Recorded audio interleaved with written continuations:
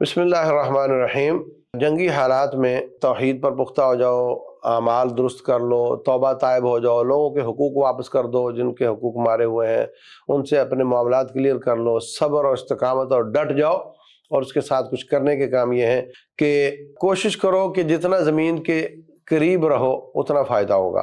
اگر زمین کو کھود کر نیچے چلے جاؤ، تھوڑا خندق بنا لو تو وہ زیادہ اچھا ہے، اگر تہہ خانے میں چلے جاؤ تو وہ بھی اچھا ہے۔ تو جتنا آپ اونچے رہو گے، اوپر رہو گے، اتنا آپ کو نقصان زیادہ ہو سکتا ہے۔ نمبر 2 یہ ہے کہ یہ موبائل جو ہے یہ بھی گن سے زیادہ کام کرتا ہے۔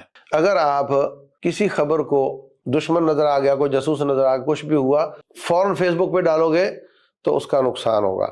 خبروں کو جنگوں میں بہت اہمیت حاصل ہوتی ہے۔ رسول اللہ صلی اللہ علیہ وسلم ان کے بارے میں حاطب بن ابی بلتع رضی اللہ عنہ نے خط لکھ دیا مکے والوں کو کہ ہم آ رہے ہیں۔ رب ذوالجلال والاکرام، فوراً رب نے اس کو محسوس کیا، اس کی خطرناک ہونے کو، اور رب نے وحی فرمائی۔ نبی صلی اللہ علیہ وسلم نے حضرت علی اور دوسرے ساتھی کو بھیجا اور روضہ خاک سے وہ خط لے کر آئے۔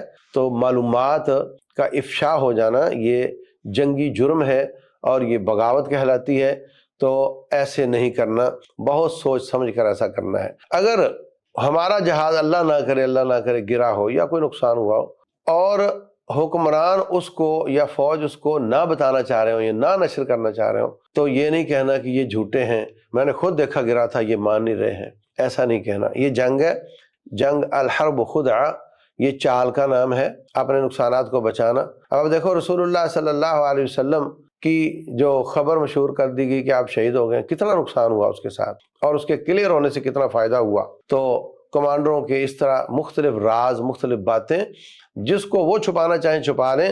ہر سچ اچھا نہیں ہوتا، سچ اچھا ہوتا ہے، جھوٹ برا ہوتا ہے، مگر ہر سچا اچھا نہیں ہوتا۔ رسول اللہ صلی اللہ علیہ وسلم فرماتے ہیں کہ اگر صلح کروانے میں سچ کی بجائے جھوٹ سے فائدہ ہوتا ہو تو وہ کر لیا کرو۔ تو یہ جنگوں میں بھی اسی طریقے سے ہے۔ رسول اللہ صلی اللہ علیہ وسلم توریہ فرماتے تھے کہ جانا ادھر ہے اور اس کو گھما کر بتانا تاکہ پتہ نہ چلے ہم کدھر جا رہے ہیں۔